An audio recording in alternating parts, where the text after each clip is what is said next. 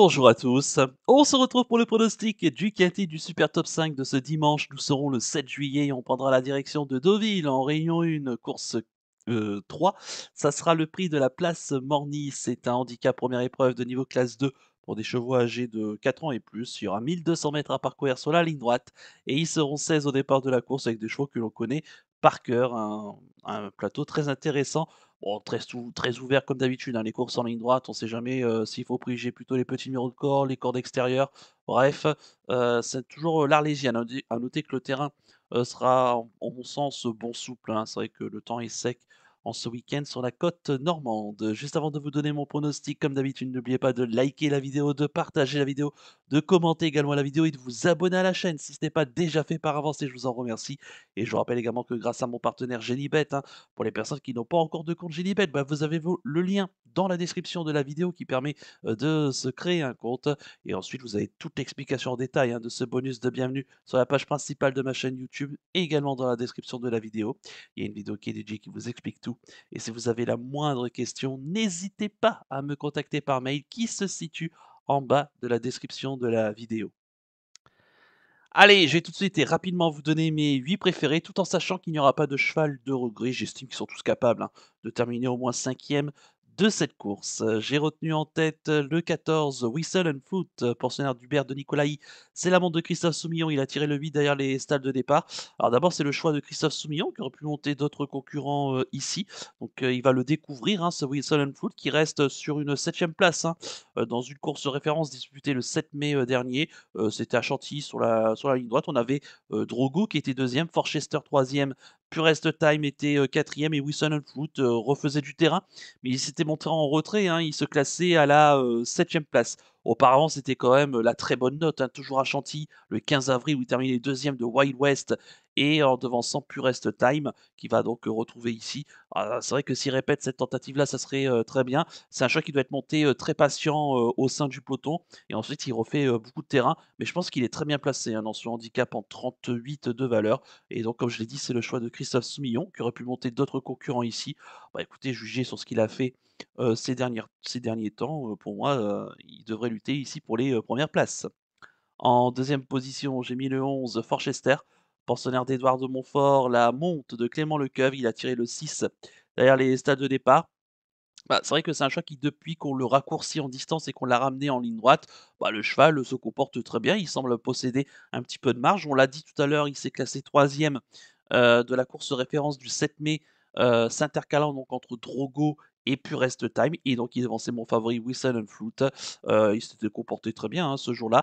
Bon, la dernière fois, le 23 mai, il s'est classé quatrième, mais c'était sur les 1000 mètres, hein, de la piste de Longchamp, une distance peut-être trop courte pour ses aptitudes. Et puis en plus, ce jour-là, il portait un gros poids, 62 kilos, ce qui était, trop relevé, je pense pour lui. Là, il a l'avantage par les conditions de course de ne porter que 56 kilos et demi. Comme on l'a dit, il a un bon numéro de corde et il peut être monté, tout près des premiers. Bah, écoutez, si ça se passe bien, pour moi, lui aussi, hein, sa place est sur le podium.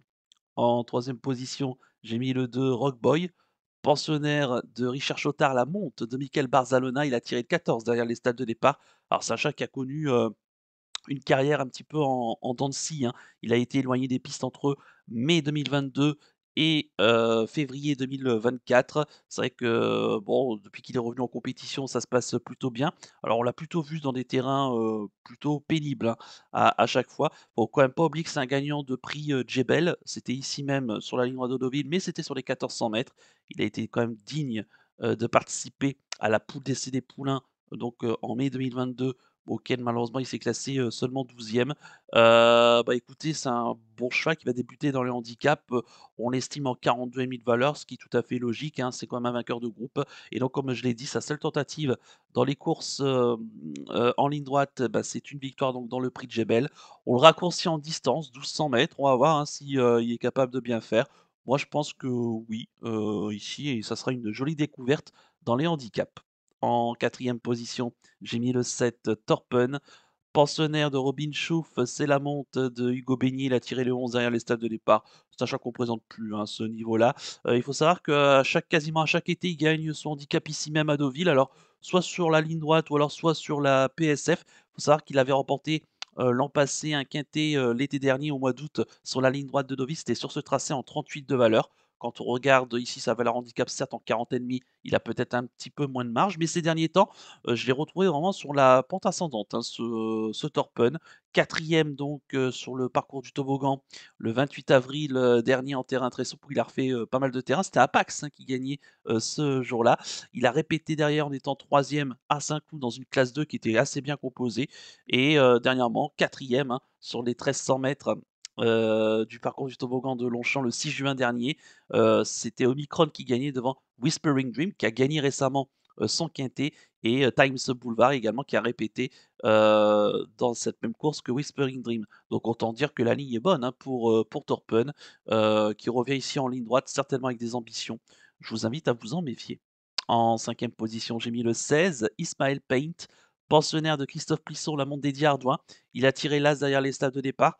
Alors attention, parce que, alors certes, c'est le moins chargé, hein, de la course. Il doit porter entre guillemets que 52 kilos, mais il a profité de plusieurs désistements, et de plusieurs forfaits pour qu'il soit intégré en bas de combinaison donc de son handicap. Même si son entraîneur aurait préféré le voir en 2e épreuve, c'est un cheval qui a de la vitesse et alors certes 1200 m ça peut être un peu le bout du monde pour lui, mais attention parce qu'à chaque fois qu'il participe dans les handicaps, il se dévante très bien et souvent à des très belles cotes, hein. Il a participé à 5 quintets dans sa carrière. 2 fois troisième, une fois quatrième, une fois sixième et une fois, 8e. Alors c'est vrai que 1200 m, ça peut être un petit peu le bout du monde, mais comme je mise sur du terrain bon souple, et il a déjà bien fait dans cette configuration-là en terrain bon souple, je me suis dit que, bah, écoutez, avec son petit poids de 52 kilos, l'as à la corde, Eddie Hardouin et un cheval, qui peut être véloce tout de suite en partant, bah, écoutez, je pense qu'il est pas à l'abri. Alors gagner, ça va être compliqué, mais il peut garder, je pense, une 3, 4, 5e place à belle cote. Je vous invite quand même à pas totalement l'écarter et ce qui est assez paradoxal avec lui, bah, c'est que certes, c'est le moins chargé, il porte 52 kilos et le deuxième moins chargé en a 55, soit 3 kilos de plus. Donc il va se sentir certainement pousser des ailes et je suis persuadé que ce cheval peut pimenter les rapports ici de ce quintet super top 5 à très belle cote. En 6e position, j'ai mis le 8, Chéri Miri, pensionnaire de Christophe Ferland Lamonde de Maxime Guillon. Il a tiré le 4 derrière les stalles de départ. Il faut savoir qu'il a été, 3e de cette épreuve, l'an dernier en 37,5 de valeur. Alors il a 2 kilos de plus cette année puisque, depuis il a remporté un quintet super top 5, c'était à Chantilly au mois de septembre l'an passé. L'avantage qu'il aura cette année, bah, il aura de la fraîcheur puisqu'il a couru qu'à 3 reprises. Alors certes, pour l'instant, avec, quelques échecs, mais la dernière fois, c'était quand même pas si mal 7e. À noter que le terrain qui sera à mon avis rapide, devrait, l'avantager et Chiri-Miri, bah, écoutez, s'il répète ses bonnes tentatives, notamment de l'année dernière, il adore ici cette ligne droite de Deauville et je serais pas surpris de le voir revenir disputer plutôt les places. En 7e position, j'ai mis le 5, Purest Time, pensionnaire de Mauricio Descher Sanchez, c'est l'amant de, Stéphane Pasquier. Il a tiré le 15 derrière le stade de départ. Je l'aurais mis beaucoup plus haut, hein, s'il avait pas un gros numéro de corde. Maintenant, c'est un cheval qui est assez performant, hein, sur les tracés rectilignes. Il a prouvé, comme on l'a dit tout à l'heure, dans les quintets références du 15 avril et du 7 mai, auquel, bah, en 41 de valeur, il était compétitif, à cette, valeur-là. Bah, écoutez, c'est un cheval qui peut être monté en plus tout près des premiers. On va voir, hein, qu'est-ce que va faire Stéphane Pasquier avec le 15 à la corde? Est-ce qu'il va décider de rester droit en droite ligne et donc du coup, auquel on peut avoir 2 pelotons et on va voir comment on va se comporter ensuite ou alors est-ce que Stéphane Pasquier va se rabattre tout de suite près du commandement, mais tête et corde? On va voir. Il peut manquer un petit peu pour finir, mais bon, c'est un cheval, qui est compétitif à cette valeur-là. Je vous invite quand même à ne pas négliger pour les places. C'est vraiment son numéro de corde qui m'embête. Et enfin en 8e position, j'ai mis le 13, Drogo, pensionnaire de Valérie Dissot, c'est la monte de Yoris Medzabal. Il a tiré le 12 derrière les stades de départ. Bah, jugé sur son avant-dernière tentative à Chantilly dans le quintet référence du 7 mai, en se classant 2e en devançant Forchester que j'ai retenu, Purest Time que j'ai retenu et on avait 7e on rappelle, Whistle Flute que j'ai également retenu, bah, il est logique de retenir ici, ce Drogo. Alors certes sa dernière tentative est moins bonne dans le parcours du toboggan de Longchamp, mais on était sur 1300 mètres. Voilà donc il a peut-être moins de marge pour la victoire en 38 de valeur, mais je vous invite quand même à ne pas totalement, l'écarter pour une 4e ou une 5e place en bout de sélection. Je répète, mon pronostic en chiffres, le 14, le 11, le 2, le 7, le 16, le 8, le 5 et le 13. Il n'y a pas de cheval de regret. Mon coup de cœur pour ce quintet super top 5, ça sera, le 14 Whistle and Foot que j'aime beaucoup. Je pense qu'il voit un handicap, hein, de ce style et en plus, on a fait appel à Christophe Soumillon. Méfiance. Et concernant mon conseil de jeu, bah, écoutez, on va faire un 2 sur 4 des 3 premiers de la sélection, 14, 11 et 2, en espérant que ça se passe bien évidemment. C'est un quintet qui est très ouvert comme vous le savez, les quintets en ligne droite, il peut, se passer beaucoup, beaucoup de choses. On va voir s'il y aura 2 pelotons, s'il y aura qu'un seul peloton. Bref, c'est, l'Arlésienne un petit peu, hein, comme à chaque fois, les handicaps, sur la ligne droite. Voilà donc pour le conseil de jeu. On va conclure la vidéo avec le penalty du jour. Tout de suite, le jingle.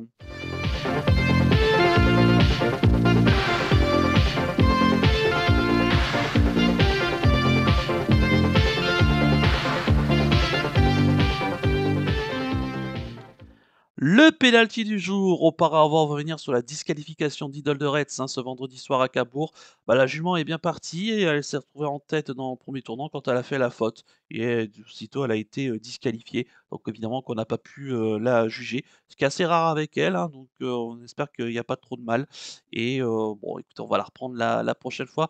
Peut-être que quand ça sera Eric Raffin dessus. En espérant que ce samedi, pour bien démarrer le week-end, Y de Ceylan, hein, dans le Prix de la Manche à Enghien, va pouvoir nous relancer une série. Et pour terminer le week-end, en ce dimanche, nous serons le 7 juillet.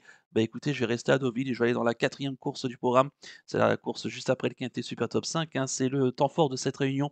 C'est le prix Jean Prat. C'est un groupe 1 pour des chevaux âgés de 3 ans. Il y aura 1400 mètres à parcourir sur la ligne droite et ils seront 12 au départ de la course. Et moi, il y a un chat qui m'a tapé dans l'œil la dernière fois, c'est le 404 Kikouli, pensionnaire de Harry Charlton, c'est l'amant de Ryan Moore pour la Kazakh Jumont, hein, anciennement à Kazakh Abdullah. Il a tiré le 10 derrière les stades de départ. Bah, c'est un cheval qui, en 4 courses pour l'instant, n'est pas sorti des 2 premiers. La dernière fois à Ascot, dans les Jersey Stakes, il a échoué de très très peu pour la victoire, battu par Athème, qui est quand même un placé des Guinées de Newmarket et du Cura dernièrement, des Guinées irlandaises. Donc c'est quand même il n'est pas battu par n'importe qui. Et Kikouli, il faut quand même pas signaler que c'est le frère d'un certain Frankel. Donc Frankel, ancien crack, hein, au début des années 2010, qui était vraiment un grand champion sur le mile. Et bah, écoutez, il est très bien né, hein, ce Kikouli, qui devrait se plaire ici donc sur la ligne droite de Deauville.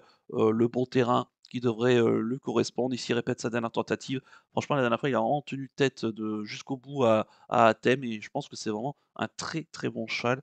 Peut-être aussi bon que son frère si, on verra en tout cas pour la suite de sa carrière avec lui. Mais en tout cas, il peut briller dans ce groupe 1 et ce prix Jean Prat, donc le 404 Kikouli en Réunion 1, course 4 du côté de Deauville.